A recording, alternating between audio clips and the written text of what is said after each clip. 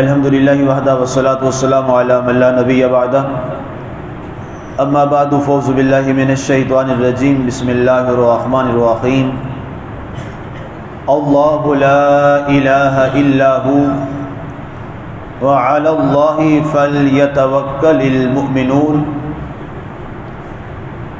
اللہ ہی ہے، کوئی معبود نہیں سوائے اس کے، اور اللہ پر ہی مومنوں کو توکل کرنا چاہیے۔ آج ہماری سورہ التغابن کی آیہ مبارکہ نمبر 13 کی تلاوت و ترجمہ کا شرف نصیب ہوا۔ سامعین، آج کی آیہ مبارکہ میں بہت مختصر سی چھوٹی سی آیہ مبارکہ ہے، لیکن اس کے اندر اللہ تعالیٰ نے ہمارے ایمان کا مکمل سٹرکچر جو ہے، ڈھانچہ جو ہے، اور ایک مسلمان کو کیسا ہونا چاہیے، پورے کا پورا ان مختصر سے الفاظ میں بیان فرما دیا۔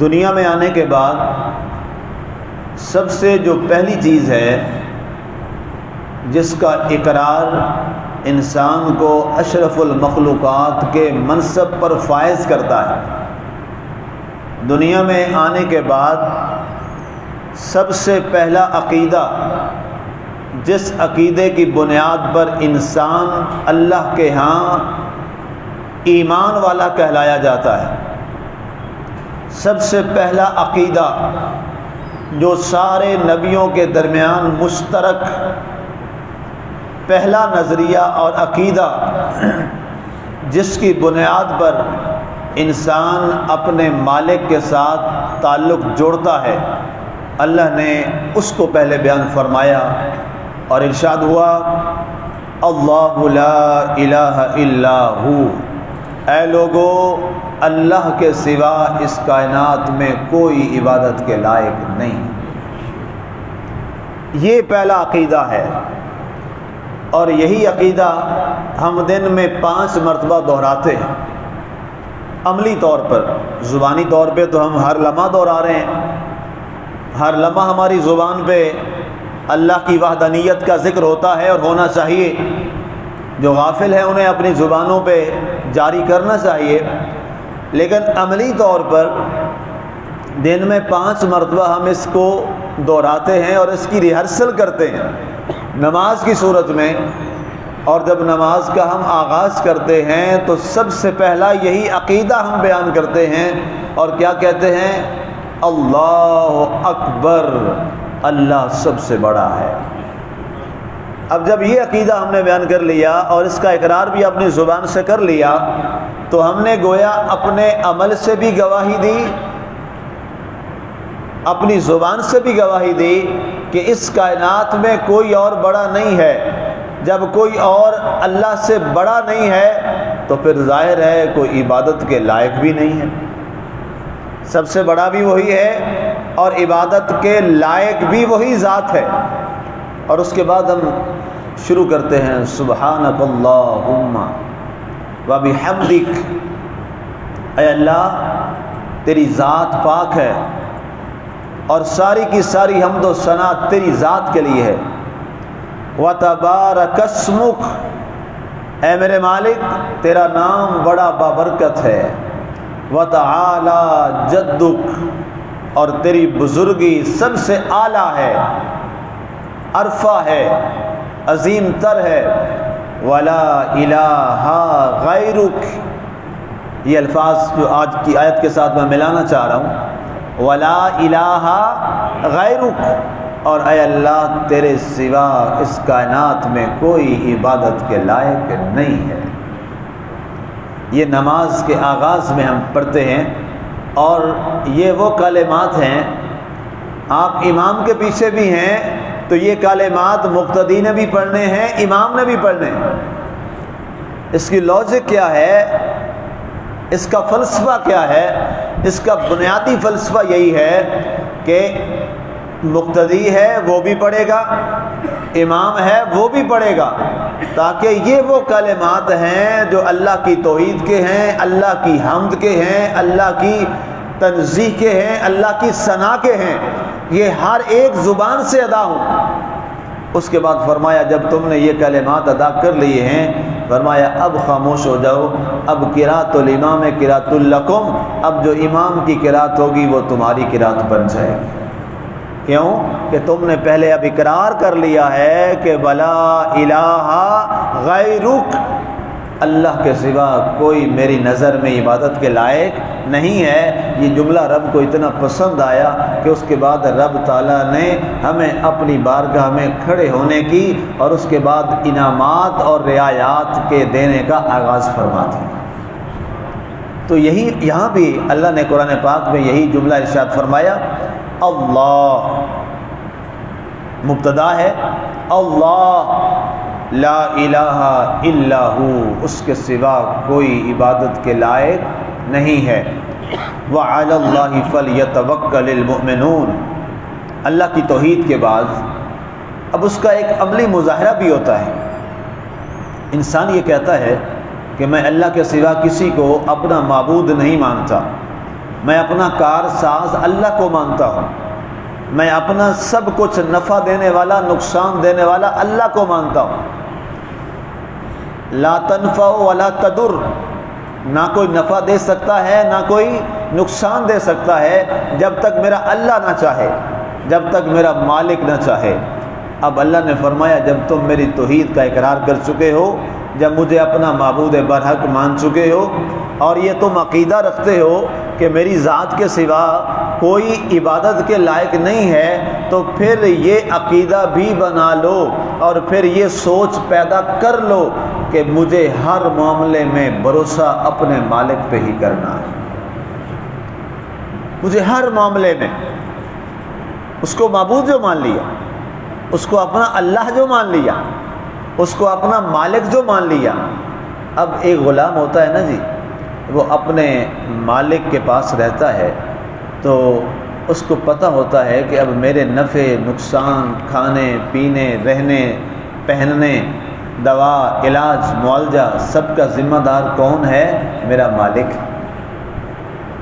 سرونٹ ہوتا ہے، نوکر ہوتا ہے۔ پرانے زمانے میں تو خیر غلام ہوتے تھے، اب غلام نہیں ہیں، تو اب سرونٹس ہوتے ہیں، غلام ہوتے ہیں، نوکر ہوتے ہیں، ملازم ہوتے ہیں۔ تو ایک عام آدمی دنیا میں جو رہتا ہے، اس کا جو سرونٹ ہے، اگر اس کا جو باس ہے یا اس کا جو جس کے پاس وہ رہ رہا ہے، اس کا جو آفیسر ہے، وہ جتنا بڑا ہوتا ہے تو اس کا جو نوکر ہوتا ہے نا، اتنا بڑا وہ تکڑا ہوتا ہے۔ ٹھیک ہے نا جی؟ کسی وزیر مشیر کا کوئی عام ڈرائیور اور باڈی گارڈ بھی ہو تو جناب وہ عام جو ہوتے ہیں جناب بڑے بڑے لوگ، ان کو بھی وہ کچھ نہیں سمجھتا۔ ایک پرائم منسٹر آفس کا جو پی این ہے، وہ جناب ایم پی ایم این اے کو بھی کچھ نہیں سمجھتا۔ کیوں؟ اسے پتہ ہے کہ جناب میں جس کا ملازم اور نوکر ہوں، میرا جو باس ہے وہ بڑا تکڑا ہے، میں اس سے فوراً بات کر لوں گا۔ یہ تو دنیا کے معاملات ہیں۔ اللہ نے فرمایا جب وہ بے فکری کے ساتھ رہتا ہے کہ جو میرا باس ہے وہ بڑا مضبوط ہے، بڑا طاقت والا ہے، اللہ نے فرمایا تم تو میرے بندے ہو، میری ذات جیسا تو بڑا کائنات میں کوئی نہیں، مجھ جیسا تو کوئی نہیں کائنات میں۔ جب ہم اس کے بندے ہیں، ہم اس کے غلام ہیں، اور عبد کا معنی جو ہے وہ تو غلام سے بھی آگے کا ہوتا ہے۔ عبد، ہم کیا ہیں؟ عباد اللہ، ہم اللہ کے بندے ہیں۔ نانو عباد اللہ، ہم اللہ کے بندے ہیں، اور ہم میں سے ہر ایک کون ہے؟ وہ عبد اللہ ہے، اللہ کا بندہ ہے۔ تو اب جب انسان اللہ کا بندہ ہے، اللہ کا عبد ہے، اور عبد کا معنی ہی ہوتا ہے جو کسی کے نام کا بکا ہوا ہو، جس کا اپنا کوئی تصور اور وجود نہ ہو۔ اللہ نے فرمایا جب تم میرے ہو چکے ہو اور مجھے اپنا معبود برحق مان چکے ہو، تو پھر آؤ معاملات سارے اپنے اوپر مت چھوڑو، سارے معاملات میری ذات پر چھوڑ دو اور میری ذات پر توکل کر لو۔ اور میں یہ بھی تم سے وعدہ کرتا ہوں، من یتوکل علی اللہ فہو حسبہ، جو میرے اوپر معاملات چھوڑے گا میں اس کو کبھی پریشان نہیں ہونے دوں گا، میں اس کے لیے کافی ہوں۔ اللہ نے اتنی وضاحت اور اتنی گارنٹی جو ہے دنیا میں بھی کوئی نہیں دیتا، دنیا میں بھی اتنی گارنٹی کوئی نہیں دیتا کہ ٹھیک ہے تم جو بھی جس طرح کے بھی معاملات ہیں تو میرے اوپر بھروسہ کر، ٹھیک ہے میں پورا کروں گا، نہیں، کہیں نہ کہیں وہ بھی آ کے کہہ دیتا کہ نہیں سوری یہاں میں نہیں کر سکتا۔ لیکن اللہ نے ایک عمومی وعدہ کر دیا ہمارے ساتھ، فرمایا من یتوکل علی اللہ فہو حسبہ، جو بھی میری ذات پر بھروسہ کرے گا میں اللہ تعالیٰ اس کا بھرم رکھوں گا، میں اس کے معاملے کے لیے کافی ہوں گا، اور میری ذات بڑی کارساز ہے۔ اور پھر ہمیں دعا بھی کیا سکھائی اللہ نے، یہ دعا پڑھا کرو، حسبنا اللہ و نعم الوکیل نعم المولا و نعم النصیر۔ فرمایا میں سب سے بڑا وکیل بھی ہوں، میں سب سے بڑا مولا بھی ہوں، اور میں سب سے بڑا نصیر بھی ہوں۔ وکیل جو وکالت کرنے والا ہو، دنیا میں کسی کا وکیل تکڑا ہو نا جی، وہ کہتا ہے کوئی بات نہیں 302 بھی ہو تو فارغ ہو جائیں گے، ہمارا وکیل بڑا تکڑا ہے، ہم نے وکیل بڑا مضبوط کیا ہوا ہے۔ اللہ فرماتا ہے تیرے جتنے بھی معاملات ہوں گے تیرا وکیل میں خود اللہ۔ اس کے بعد مولا، آقا، بادشاہ، شہنشاہ، فرمایا تجھے پریشان ہونے کی ضرورت نہیں ہے، تیرا مولا کون ہے؟ اللہ ہے۔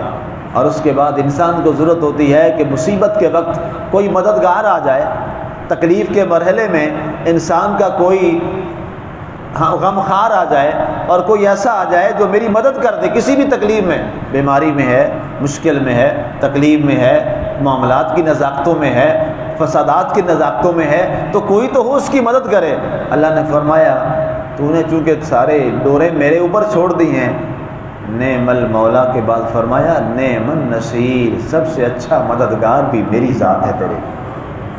تو اس لیے یہ توکل، اللہ کی ذات پہ بھروسہ، جتنے بھی دنیا میں بڑے بڑے بزرگان دین، علماء حق اور صوفیاء کرام جنہوں نے بڑی بے نیازی کی زندگی گزاری ہے، اس کی بنیادی وجہ یہ تھی کہ ان کے اندر یہی ایک چیز تھی جو بڑی مضبوط تھی۔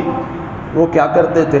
وہ اللہ پر تقوی کرتے تھے، اللہ پر بھروسہ کرتے تھے، اللہ پر توکل کرتے تھے، اور یہی اولو العزم نبیوں اور رسولوں نے ہمیں اسوہ دیا ہے۔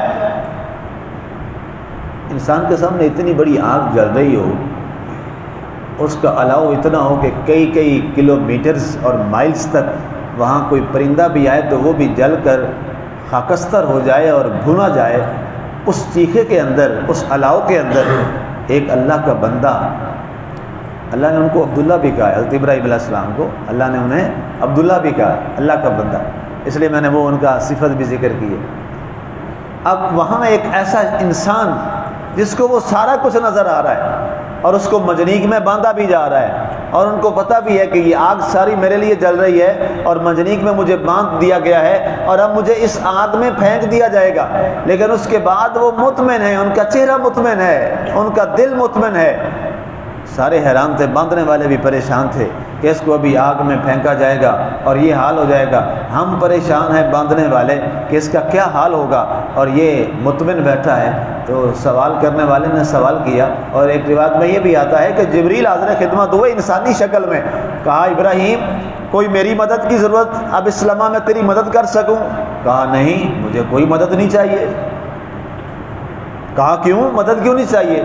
کہا میں نے اقرار کیا ہوا ہے نعم المولا و نعم النصیر، سب سے بڑا مددگار تو اللہ ہے، تیری مدد نہیں چاہیے۔ بڑا مطمئن، پریشانی نہیں ہے؟ نہیں پریشانی، کیوں؟ میرا مددگار ہے نا، وہ آئے گا میری مدد کو، وہ پہنچے گا میری مدد کو۔ جب پھینکنے لگے پھر جبریل حاضر خدمت ہوئے، میں آپ کی کچھ مدد کر سکتا ہوں، اجازت اگر ہو؟ کہا نہیں، مجھے آپ کی مدد نہیں چاہیے، میرا اللہ ہے نا، وہ میری مدد کرے گا۔ ظاہر ہے یہ جتنا بڑا آپ کا توکل ہوگا اتنی بڑی مدد بھی آئے گی۔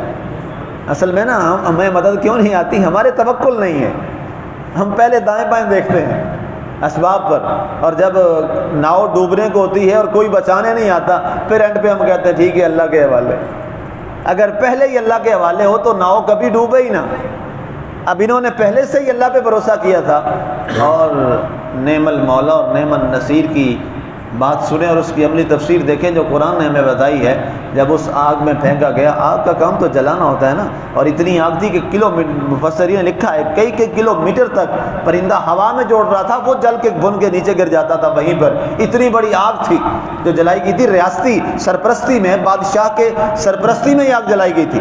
نمرود ظاہر اس وقت وہ وہی خدا تھا، وہی بادشاہ بنا ہوا تھا، سب کچھ وہی تھا۔ تو جب پھینکا گیا جناب سیدنا ابراہیم علیہ السلام کو، عبداللہ، اللہ کے بندے کو وہاں پر، تو انہوں نے وہاں پر مدد اللہ کی طرف سے ہی اس کی بارگاہ میں ہی دیکھا۔ تو پھر کیا ہوا، اللہ کی مدد کیسے پہنچی؟ اللہ خود قرآن میں اس مدد کا ذکر کرتا ہے، فرمایا قلنا یا نار کونی بردا وسلاما علی ابراہیم۔ اللہ فرماتا ہے پھر ہم نے کہا اے آگ سلامتی والی اور گل و گلزار ہو جا میرے ابراہیم پر، کیونکہ اس نے توکل کیا ہے نا میری ذات پر، اور وہی آگ بجھ گئی۔ یہ کیا نتیجہ ہے؟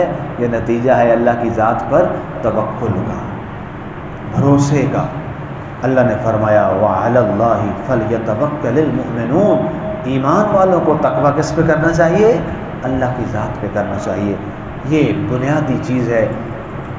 امید ہے کہ جو میں نے آیات قرآنی آپ کے سامنے توکل کے حوالہ سے رکھی اور تفسیر میں نے عرض کی، اللہ تعالی ہمیں یہ سمجھ کر اس پر عمل کی بھی توفیق عطا فرمائے اور ہمارے دلوں میں تقویٰ، توکل کی دولت پیدا کرے۔ یہ بڑی واضح بات ہے کہ جس کا جتنا توکل مضبوط ہوتا چلا جائے گا، اتنی اللہ کی مدد زیادہ اس کے ساتھ آتی چلی جائے گی۔ جس کا توکل، ہر ایک کا توکل برابر نہیں ہوتا، ہر ایک کا توکل اپنا اپنا ہے اور الگ الگ ہے۔ جس کا جتنا مضبوط توکل ہے اتنا اس کا مددگار مضبوط ہے اس کے ساتھ، اور جس کا کمزور ہے اس کی مدد بھی پھر کمزور آئے گی۔ ہم کہتے ہیں بھروسہ تو کیا تھا لیکن بات نہیں بنی، اصل میں بھروسہ کمزور تھا، اور جس نے کامل بھروسہ کیا ہوتا ہے اس کی مدد بھی کامل ہی ہوتی ہے اس کی ذات کے ساتھ۔ اللہ ہمیں عمل کی توفیق عطا فرمائے اور توکل علی اللہ کا جذبہ ہمارے سینوں میں مضبوط فرمائے۔ آمین۔ وما علینا الا البلاغ المبین۔